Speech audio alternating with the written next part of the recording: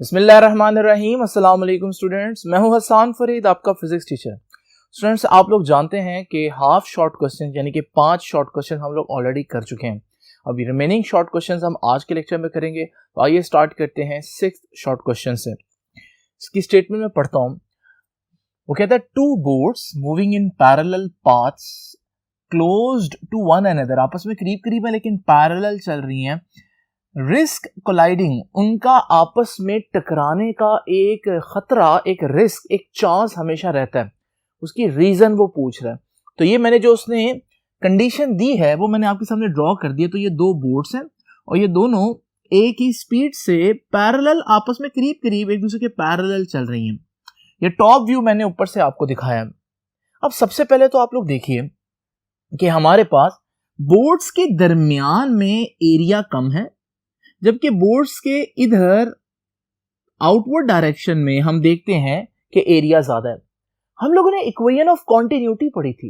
Equation of continuity कहती है कि स्पीड और एरिया का इनवर्स रिलेशन होता है, यानी जहां एरिया कम हो वहां स्पीड ज्यादा हो जाती है। तो यहां से अगर हम देखें, बोट्स के दरमियान में ये एरिया नैरो है, कम है ये एरिया, तो एरिया कम तो स्पीड ज्यादा। तो यहां से जो पानी है वो बड़ी तेज रफ्तारी से निकलेगा, यानी हम कह सकते हैं V1 यानी दरमियान में जो स्पीड है वो क्या होगी, हाई होगी। वैसे भी अगर आप देखें तो मैंने आपको बताया, ये देखें स्ट्रीम लाइंस जो मैंने ब्लू में एरो शो किए ये करीब करीब हैं, और हम लोगों ने ये पढ़ा कि जहां स्ट्रीम लाइंस करीब करीब हो वहां स्पीड ज्यादा होती है। बहरहाल जिस तरह से भी आप देख लें, ये बात तो तय है कि दोनों बोट्स के दरमियान जो रीजन है वहां पानी की स्पीड ज्यादा होगी। ये मैंने लिख दिया कि V1 हाई होगा। अच्छा, अगर हम इस तरफ की या इस तरफ की बात करें तो आप देख रहे हैं स्ट्रीम लाइंस दूर दूर हैं। अगर स्ट्रीम लाइंस दूर दूर है तो इसका मतलब स्पीड कम होगी, तो हमारे पास V2 जो स्पीड है वो कम होगी। तो ये तो होगी पहली बात अबाउट स्पीड्स। अच्छा, ये बात मैंने यहां पर लिखी है, ठीक है। सबसे पहले तो आप लोगों ने वन लाइन में एक आंसर देना है कि रिस्क किस बात का है, क्यों है रिस्क। तो two boats moving in parallel paths close to one another risk colliding because, किस लिए रिस्क है, because of pressure difference between the two boats and the outside. क्योंकि जो बोट्स के दरमियान और बोट्स के बाहर प्रेशर का डिफरेंस हो जाता है क्रिएट, जिसकी वजह से बोट्स एक दूसरे से टकरा जाती हैं। तो अभी मैंने सिर्फ वन लाइन में आंसर दिया, और वो इंपॉर्टेंट वर्ड जहां से आपको मार्क्स मिलेंगे वो ये है कि pressure difference between the two boats and outside the two boats. लेकिन अभी मैंने एक्सप्लेन नहीं किया कि ये प्रेशर डिफरेंस क्रिएट क्यों हो गया। तो अब मैंने आपको पहले एक बात बता दी कि दरमियान में between the boats the speed is high, speed of water, and outside the boats the speed of water will be low. तो देखिए जी, मैंने ये बात लिखी, when two boats are moving parallel in water the water between the boats is moving with high speed V1। तो boats के दरमियान में जो पानी है वो तेजी से पास कर रहा है, ठीक है। While the water present on the other side of the boats are moving with low speed V2। तो अभी हम लोगों ने स्पीड्स की बात तो कर ली, अब चलते हैं मजीद आगे। देखिए बर्नौली इक्वेशन में हम लोगों ने पढ़ा कि स्पीड और प्रेशर का भी इनवर्स रिलेशन होता है, यानी where the speed is high pressure will be low। तो ये बात हम लोगों ने ये स्टेटमेंट बहुत दफा पढ़ी और इसके हमने बहुत ज्यादा एप्लीकेशंस भी पढ़ी। तो where the speed is high, हम देखते हैं कि between the boats speed was high. तो क्योंकि प्रेशर का स्पीड के साथ इनवर्स रिलेशन है, तो फिर between the boats speed is high, तो between the boats pressure will be low, because where the speed is high pressure is low. इसी तरह से यहां पर अगर हम देखें इस साइड पर स्पीड लो है, तो इसका लाजमी नतीजा है कि प्रेशर विल बी हाई। अब जरा देखिए, मेरे पास दो प्रेशर हैं, एक बिटवीन द बोट्स जो कि लो प्रेशर है, एक आउटसाइड द बोट्स जो कि हाई प्रेशर है। आपको मालूम है, मैं यहां पर लिख देता हूं ताकि हम कंफ्यूज ना हो। ये H लिख देता हूं हाई प्रेशर के लिए, और यहां मैं L लिख देता हूं लो प्रेशर के लिए, तो ये भी आउटसाइड है, तो यहाँ पर भी मैं H लिख देता हूँ हाई प्रेशर के लिए। अब आपको मालूम है अगर प्रेशर डिफरेंस हो तो ऑब्जेक्ट को कहां से कहां फोर्स लगती है, हाई प्रेशर से लो प्रेशर की तरफ। तो अगर देखें इस बोट को, तो इसके इधर हाई प्रेशर है और इस तरफ लो प्रेशर है, तो इसको फोर्स हाई से लो की तरफ लगेगी, यानी इधर को लगेगी। इसी तरह से इसको भी हाई से लो लगेगी फोर्स, तो वो फोर्स इधर को लगेगी। तो देखिए दोनों को फोर्स कहां को लग रही है, इधर को। इस फोर्स के नतीजे में दोनों बोर्ड्स जैसे जैसे आगे जा रही हैं साथ साथ फोर्स क्योंकि इनवर्ड लग रही है, दोनों एक दूसरे के करीब आती जाएंगी और एक वक्त आएगा कि वो इतना करीब आ सकती हैं कि वो एक दूसरे से टकरा जाए। इसका मतलब अगर दो बोर्ड्स करीब करीब एक ही डायरेक्शन में चल रही हैं तो उनके टकराने का खतरा हमेशा रहता है, क्योंकि प्रेशर डिफरेंस क्रिएट हो जाता है जो कि बोर्ड को इनवर्ड फोर्स करने पर, मूव करने पर मजबूर करता है। Due to difference in velocities, a pressure difference exists between the boards on the other side of the boards, ठीक है, and the other side of the boards. कैसे? The pressure P1, इसकी बात करो, ठीक है, the pressure P1 between the boards is minimum and pressure P2 outside the board will be maximum. ठीक है, ये मिनिमम होगा यानी लो होगा और वो आउटसाइड जो है वो हाई होगा, मैक्सिमम होगा। So both the boards are pushed towards low pressure region. तो दोनों को, ये दरमियान में लो प्रेशर रीजन है, इसको भी इधर को फोर्स लगेगी और इसको भी इधर को लो प्रेशर रीजन की तरफ फोर्स लगेगी, that is towards each other. तो वो लो प्रेशर की तरफ जब लगेगी तो एक दूसरे की तरफ जो है ना वो मूव करना शुरू कर देंगी। इन this way risk of collision between the to boards increases, और यही वजह है कि दोनों बोर्ड्स जो हैं वो टकराने का खतरा हर वक्त उनके पास रहता है। यही वजह है अगर बोट्स की रेसिंग हो रही हो तो उनको कहा जाता है कि एक दूसरे से दूर रहें, क्योंकि अगर वो एक खास हद से करीब आते हैं एक दूसरे की तरफ अट्रैक्ट होते हैं प्रेशर डिफरेंस की वजह से और वो टकरा जाती हैं, जिससे काफी नुकसान होता है। चलते हैं नेक्स्ट बोर्ड पर और देखते हैं कि नेक्स्ट शॉर्ट क्वेश्चन किस तरह से करना है। स्टूडेंट्स स्टेटमेंट पढ़ते हैं 7th शॉर्ट क्वेश्चन की। A cricket ball moves past an observer from left to right. ये देखिए ये एक ऑब्जर्वर है और इसके बिल्कुल सामने एक क्रिकेट बॉल है जो लेफ्ट से राइट की तरफ इधर गई है, ठीक है। अगर आपको डायरेक्शंस समझने में थोड़ा मसला होता है तो मैं लिख देता हूँ। तो ये लेफ्ट है और ये राइट डायरेक्शन है। तो बॉल आप क्लियरली देख रहे हैं, ये एरो, स्पीड का एरो क्या बता रहा है कि बॉल लेफ्ट से राइट जा रही है। तो ये ऑब्जर्वर देखेगा कि बॉल लेफ्ट से राइट जा रही है। अच्छा, अब वो बॉल में खास बात क्या है, वो स्पिन भी कर रही है, spinning counter clockwise, anti clockwise. देखिए मैंने ये ब्लू एरो से स्पिन के लिए बताया, ये काउंटर क्लॉकवाइज स्पिन है, ठीक है ना। अब जरा देखें स्पिन को गौर से, यूं चल रही है ना स्पिन। तो ये 12 बजे है, ठीक है, और यूं जब स्पिन इधर होगी 11 बजे, 10 बजे, 9 बजे, 8, 7, 6 बज गए। तो इसका मतलब ये घड़ी के बिल्कुल ऑपोजिट डायरेक्शन है, इसे हम एंटी क्लॉकवाइज या काउंटर क्लॉकवाइज डायरेक्शन कहते हैं। अब आपको मालूम है जब स्पिन कर रही हो ना बॉल अपने एक्सिस पर, तो उसमें एक स्विंग प्रोड्यूस होती है। तो ये बॉल जो है ये स्विंग करेगी, लेकिन सवाल ये पैदा तो ये कहां को स्विंग करेगी, ठीक है ना।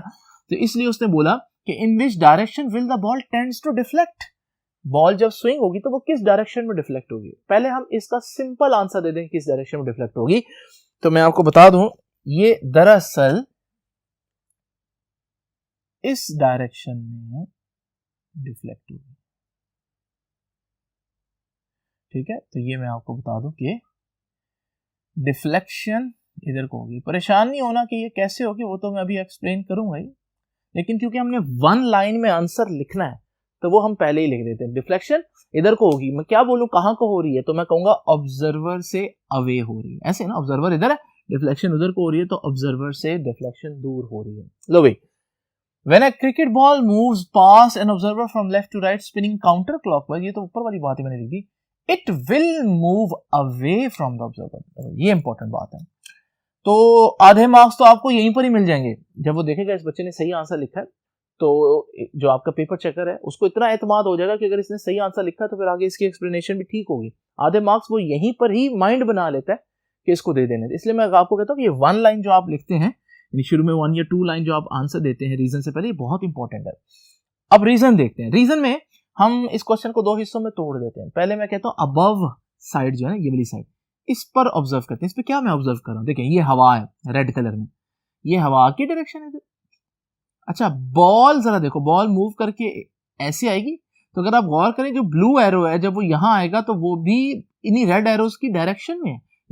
विंड इधर को है, हवा इधर को है, और बॉल की जो मोशन है वो भी इधर को है इस इंस्टेंट में, यानी दोनों की डायरेक्शन सेम हुई। किस साइड पर? अपर साइड पर। तो अपर साइड पर बॉल की डायरेक्शन और हवा की या एयर की या विंड की डायरेक्शन सेम हुई।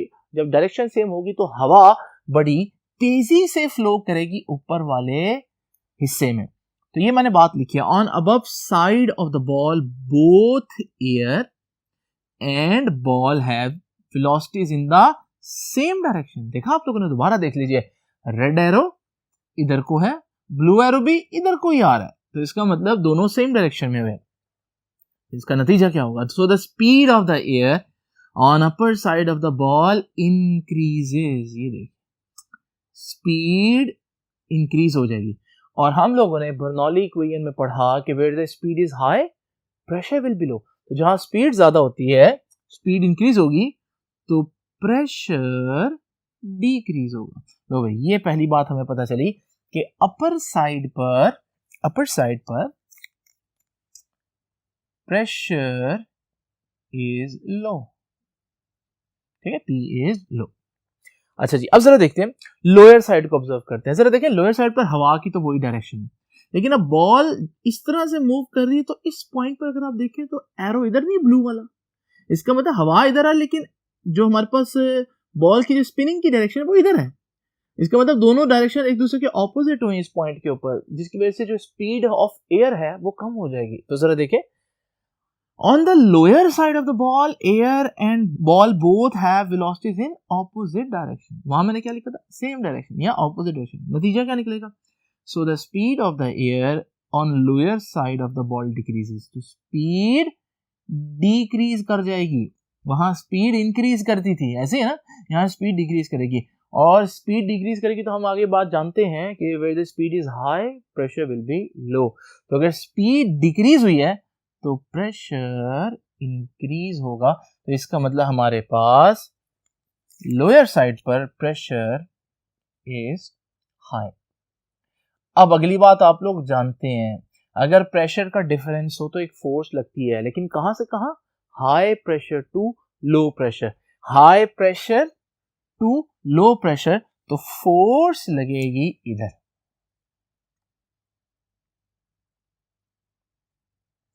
तो हमारे पास ये लगेगी force,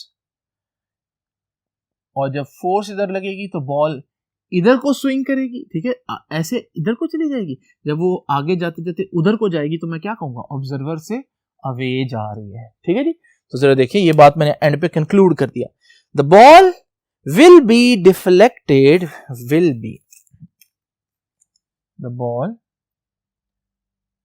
will be deflected from high pressure to low pressure, that is towards the upper side, क्योंकि high से low जाने का मतलब upper side की तरफ जाना, hence away from the observer। तो जब वो ऊपर जा रही है तो हम कहेंगे observer से दूर जा रही है। तो स्टूडेंट्स, ये था हमारा सेकंड शॉर्ट क्वेश्चन आज का। चलते हैं नेक्स्ट बोर्ड पर और देखते हैं कि नेक्स्ट शॉर्ट क्वेश्चन को किस तरह से सॉल्व करना है। स्टूडेंट्स, पढ़ते हैं शॉर्ट क्वेश्चन नंबर 8 के स्टेटमेंट को। If aerofoil lift the aeroplane in upward position, how do the pilots make the aeroplanes fly upside down. आप लोगों ने देखा है कि हमारे पास जो जेट प्लेन्स होते हैं, जंगी तैयारे होते हैं, जैसे F-16 वगैरह है, तो आप देखते हैं कि वो उल्टा भी जो है ना वो फ्लाई कर सकता है, यानी वो चलाते चलाते पायलट जो है उसको उल्टा कर देते हैं और वो उल्टा ही फ्लाई कर रहा होता है। तो अगर वो उल्टा फ्लाई कर रहा है तो इसका मतलब इन्वर्ट होने के बाद या अपसाइड डाउन होने के बाद भी उस पर ऊपर को एक फोर्स लग रही है। तो वो कैसे लग सकती है, ये असल सवाल है। इसके लिए पहले आपको देखना होगा कि जो आर्म प्लेन है, जैसे PIA का जो भी पैसेंजर प्लेन होता है, वो कैसे काम करता है। जो आर्म प्लेन होता है उसका जो एरोफॉइल या आप विंग कह लें, उसके जो विंग है वो इस तरह से डिजाइन होता है कि उसकी निचली सरफेस काफी फ्लैट होती है, नॉट 100% लेकिन काफी फ्लैट होती है, और अपर सरफेस काफी कर्व्ड होती है। ये डिजाइन खास तौर पर भला क्यों रखा जाता है, उसकी वजह यह है कि जब ये कर्व्ड होगी ना तो ऊपर स्ट्रीम लाइंस करीब करीब आ जाएंगी, जबकि नीचे स्ट्रीम लाइंस दूर दूर रहेंगी। जहां स्ट्रीमलाइंस करीब करीब हो, आपको मालूम है वहां स्पीड ज्यादा हो जाती है, तो स्पीड इज हाई, ठीक है। कर्व्ड सरफेस, जो अपर कर्व्ड सरफेस है वहां स्पीड हाई है, ठीक है। और नीचे फिर स्पीड लो रहेगी क्योंकि स्ट्रीमलाइंस दूर दूर है, आप देख रहे हैं एरोज दूर दूर हैं एक दूसरे से, यहां एरोज बहुत करीब करीब है। अब दूसरी बात, अब मैं तीसरे शॉर्ट क्वेश्चन में ये तीसरी दफा बात रिपीट कर रहा हूं तो आपको याद हो जानी चाहिए, where the speed is high pressure will be low. तो बर्नौली इफेक्ट ये कहता है कि जहां स्पीड ज्यादा वहां प्रेशर लो, तो यहां पर प्रेशर लो होगा और यहां पर क्योंकि स्पीड लो है तो प्रेशर हाई होगा। अब प्रेशर पर फोकस करें अगर आप, तो प्रेशर डिफरेंस क्रिएट हो गया, नीचे प्रेशर हाई है, ऊपर प्रेशर लो है, और जब भी प्रेशर का डिफरेंस हो तो आपको पता है फोर्स कहां से कहां लगती है, हाई प्रेशर से लो प्रेशर की तरफ। तो हाई प्रेशर तो नीचे है तो लो प्रेशर ऊपर है, तो हाई प्रेशर से लो प्रेशर की तरफ एक फोर्स लगेगी अपवर्ड, ठीक है। ये फोर्स मैं F से रिप्रेजेंट कर रहा हूं, और यही वजह है, यही फोर्स है हवा की जो विंग को नीचे से ऊपर को बार बार धक्का देगी और हमारे पास आहिस्ता आहिस्ता प्लेन जो है वो ऊपर को उठना शुरू हो जाएगा। ये है एक जहाज के अपवर्ड लिफ्ट के पीछे की कहानी, यानी एक जहाज जब ऊपर जाता है तो वो इस वजह से जा रहा होता है, ठीक है। तो जरा देखिए, to fly upside down we need a wing which is designed in such a way. चले ये मैं इसको पहले थोड़ा सा एक्सप्लेन कर देता हूं, फिर मैं आपको बताता हूं क्या। अच्छा, अब जरा देखें, अगर आप गौर करें तो ये बात तय है कि वहां पर प्रेशर लो हुआ है जहां सरफेस कर्व्ड थी, ऐसे ना कर्व्ड है। तो मैं अगर यहां से एक सिचुएशन आपको बता दूं सीधी सीधी, और वो ये है कि जहां सरफेस कर्व्ड होगी, जहां सरफेस कर्व्ड होगी उस तरफ को फोर्स लगेगी, उस तरफ को फोर्स लगेगी। अब होगा क्या, अगर आप देखें ये विंग इमेजिन करें कि ये प्लेन पर लगा हुआ है, एरोप्लेन पर, जैसे ही एरोप्लेन, आम एरोप्लेन की बात कर रहा हूं, वो उल्टा होगा तो ये विंग भी उल्टा हो जाएगा। जब ये विंग इन्वर्ट हो जाएगा, अपसाइड डाउन हो जाएगा, तो कर्व्ड सरफेस नीचे आ जाएगी। अच्छा, जब कर्व्ड सरफेस नीचे आएगी तो मैंने क्या बताया, फोर्स कहां को लगेगी, कर्व्ड सरफेस की तरफ। तो अगर कर्व्ड सरफेस नीचे आ गई तो फोर्स तो नीचे को लगना शुरू हो जाएगी, तो एरोप्लेन फिर फ्लाई नहीं कर सकता, क्योंकि फ्लाई करने के लिए फोर्स ऊपर को चाहिए, ग्रेविटी के अगेंस्ट। यही वजह है कि जो आम प्लेन्स हैं वो अपसाइड डाउन जो है वो इस तरह से मूव नहीं कर सकते, ठीक है। अब कौन कर सकता है जी, याद रखिएगा, हमारे पास जो खास किस्म के प्लेन्स होते हैं जिससे हम करतब वगैरह दिखाते हैं लोगों को, 23 मार्च के ऊपर भी आप लोगों ने देखा होगा इस तरह के प्रोग्राम्स, उनमें खास बात क्या होती है कि उनके जो विंग्स होते हैं वो दोनों तरफ से कर्व्ड होते हैं, दोनों तरफ से कर्व्ड होते हैं। तो जब वो दोनों तरफ से कर्व्ड होंगे तो हमारे पास, अगर वो उल्टा हो जाएगा तब भी हमारे पास कर्व्ड सरफेस ऊपर को बनेगी, क्योंकि दूसरी साइड भी तो कर्व्ड ही थी, जिसकी वजह से हमारे पास कुछ ना कुछ फोर्स जो है वो ऊपर को लगती रहेगी और वो फ्लाई करता रहेगा। तो ये असल वजह है कि जो विंग का डिजाइन है एक पैसेंजर प्लेन के लिए और एक दूसरे प्लेन के लिए, जिसे हम कह सकते हैं कि वो क्या एरोबेटिक प्लेन है, तो वो हमारे पास ऐसे प्लेन्स जो हैं उनके जो विंग्स हैं वो दोनों तरफ से कर्व्ड होते हैं। तो देखिए जी, टू फ्लाई अपसाइड डाउन, अगर आप जहाज को उल्टा चलाना चाहते हैं, we need a wing which is designed in such a way that it can still provide an upward lift. वो उल्टा होने के बावजूद, ऐसा विंग होना चाहिए कि उल्टा होने के बावजूद उसको ऊपर को धक्का लग रहा हो, ठीक है। ऑन अ कन्वेंशनल एयरक्राफ्ट, जो आम हमारा पैसेंजर प्लेन होता है उसकी बात कर रहे हैं, ठीक है। Aerofoil is curved on the upper side and flat on the lower side. आमतौर पर जो हमारा विंग होता है वो अपर साइड से कर्व्ड और नीचे से जो है वो फ्लैट होता है। तो हम क्या करेंगे, the wings of aerobatic planes are curved on both upper and lower side. तो हम एक ऐसा विंग डिजाइन करेंगे जो दोनों तरफ से कर्व्ड हो, ताकि अपसाइड डाउन होने के बावजूद उसको ऊपर को फोर्स लगे। With this symmetric design, the plane can fly either normally, तो सीधा भी मूव कर सकता है, और इन्वर्टेड, उल्टा भी मूव कर सकता है, ठीक है। चलिए स्टूडेंट्स, अब चलते हैं फर्स्ट बोर्ड पर और देखते हैं कि रिमेनिंग शॉर्ट क्वेश्चंस को किस तरह से सॉल्व करना है। भाई स्टूडेंट्स, अब देखते हैं कि इस शॉर्ट क्वेश्चन को किस तरह से सॉल्व करना है। Why do the golf balls have dimples? आप लोगों ने देखा होगा कि गोल्फ बॉल जो होती है उसमें डिंपल्स होते हैं, ठीक है। अब वो डिंपल्स जो है वो इस तरह का डिजाइन क्यों बनाया जाता है, उसकी सबसे बेसिक रीजन तो आप एक लाइन में देंगे, और वो रीजन ये होगी कि हम वो डिजाइन इस वजह से करते हैं ताकि जो बॉल है वो ज्यादा बुलंदी तक जाए और ज्यादा आगे तक जाए, यानी ज्यादा डिस्टेंस एयर में कवर करे। तो ये बात जो है हम लोग वन लाइन में दे देते हैं कि गोल्फ बॉल्स हैव डिंपल्स, ठीक है, so that it can move up in the air very high and can travel larger distance. वो हवा में बहुत ऊपर तक जा सके और बहुत आगे तक बहुत लार्जर डिस्टेंस ट्रेवल कर सके। तो जिन बच्चों ने गोल्फ का कोई मैच देखा हो तो उन्होंने देखा होगा कि इस स्पोर्ट्स के अंदर जब वो हिट करते हैं गोल्फ को तो गोल्फ की बॉल बहुत दूर तक जाती है। अब इसकी एरोडायनामिक रीजन क्या है तो वो अब हम लोग डिस्कस करते हैं। देखिए, अगर मेरे पास एक स्मूथ बॉल हो तो स्मूथ बॉल पर आपके पास जो एयर जब पास करेगी ना तो एयर के पास करने पर वो जैसे ही बॉल के पास आएगी, क्योंकि बॉल स्मूथ है तो वो बॉल के साथ ज्यादा कर्व नहीं होगी बल्कि वो अपने पाथ को जारी रखेगी। लेकिन जब हम बात करते हैं गोल्फ बॉल की तो गोल्फ बॉल में खास बात क्या है कि उसमें डिंपल्स हैं। अब उसका डिजाइन इस तरह से है कि जब हवा वहां से पास करती है तो हवा उन डिंपल्स से टकराती है और टकराने की वजह से टर्बुलेंट फ्लो होता है। टर्बुलेंट फ्लो आप लोग जानते हैं कि एक इरेगुलर फ्लो होता है। तो हवा जब यहां से पास करती है तो वो इन कैविटीज के अंदर जैसे समझो फंस जाती है, जिसकी वजह से हवा जो है वो फौरन यहां से निकल नहीं सकती बल्कि वो बॉल के साथ ही जो है वो काफी ज्यादा कर्व में मूव करती है। आप यूं समझिए जैसे हवा की एक लेयर जो है ना वो गोल्फ बॉल के इर्द गिर्द जो है वो हमेशा एक बारीक सी लेयर मौजूद रहती है। जब ये लेयर मौजूद रहेगी, ये लेयर वहां पर ट्रैप हो जाएगी तो बाहर वाली हवा जो है वो ड्रैग फोर्स इतनी अप्लाई नहीं कर सकती। जब ड्रैग फोर्स इतनी नहीं होगी तो फिर ये बॉल काफी आगे तक जाकर गिरेगी। तो ये असल रीजन है।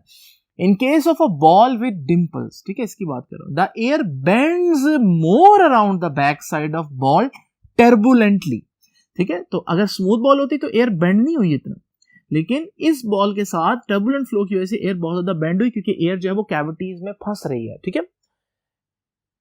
In this way a thin layer of air clings to the surface. अब ये समझे एक बारीक सी एयर की लेयर है जो बॉल के गिर्द जो है वो चिपक गई है, विच रिड्यूसेस द ड्रैग फोर्स। और ये जो एयर की लेयर है ये हवा की जो ड्रैग फोर्स होगी बॉल के ऊपर उसको कम कर देगी। Due to reduction of dragging force the golf ball can not be slowed down easily. तो अब वो जब उस पर ड्रैग फोर्स ही नहीं लगी, ड्रैग फोर्स ही तो है जो ऑब्जेक्ट्स को मोशन करने से रोकती है, तो अगर वो बहुत कम हो गई है तो ऑब्जेक्ट जो है वो आसानी से मूव करते रहेंगे। एज अ रिजल्ट इसका नतीजा ये होगा the golf ball moves up in the air easily and travel larger distance as compare to the ball without dimples. तो जो बॉल डिंपल के बगैर है उसके मुकाबले में डिंपल वाली बॉल जो है, कैविटीज वाली बॉल जो है, जिस तरह से हम लोगों ने गोल्फ बॉल में देखा, वो ज्यादा दूर तक जाएगी, ज्यादा देर तक हवा में रहेगी। चलते हैं लास्ट क्वेश्चन पर, देखते हैं कि उसको आंसर किस तरह से करना है। स्टूडेंट्स पढ़ते हैं इस क्वेश्चन की statement. How by using wind deflectors on the top of truck reduce fuel consumption. ठीक है, ट्रक के ऊपर जो है वो विंड डिफ्लेक्टर्स लगे होते हैं, उससे ट्रक की माइलेज यानी कि फ्यूल कंजम्पशन बहुत बेहतर हो जाती है। उसकी वजह क्या है? इस क्वेश्चन को हम दो हिस्सों में बांट लेते हैं, ठीक है। एक में हम देखते हैं कि अगर ट्रक के ऊपर विंड डिफ्लेक्टर ना लगा हो तो क्या होगा, ठीक है। आप यूं इमेजिन कर लें कि ये है हमारे पास एक ट्रक,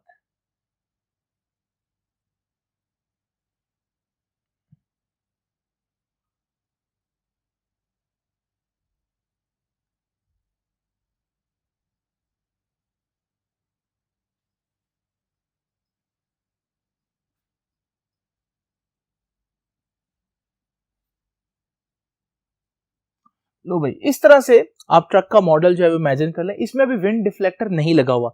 अब होगा क्या, जब हवा यहां से पास करेगी या ये हवा में से पास करेगा तो हवा डायरेक्ट इसको आकर यहां पर हिट करेगी और हवा की ये जो ड्रैग फोर्स है ये ट्रक पर इतनी ज्यादा हो जाएगी कि ट्रक के इंजन को बहुत ज्यादा फोर्स लगानी पड़ेगी इस हवा में से गुजरने के लिए, जिसकी वजह से इंजन ज्यादा काम करेगा तो फ्यूल की कंजम्पशन ज्यादा होगी। तो अगर एयर डिफ्लेक्टर ना हो तो फ्यूल की कंजम्पशन ज्यादा होती है।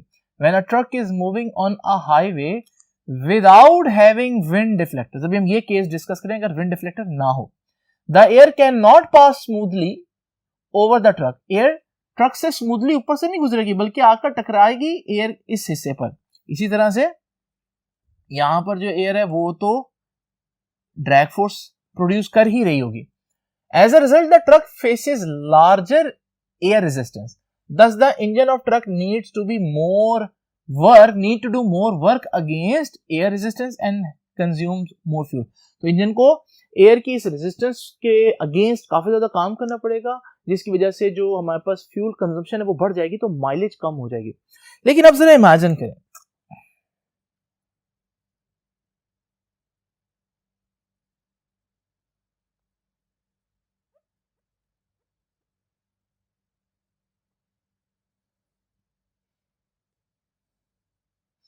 तो ये डायग्राम थोड़ी सी मैं बड़ी बना देता हूं.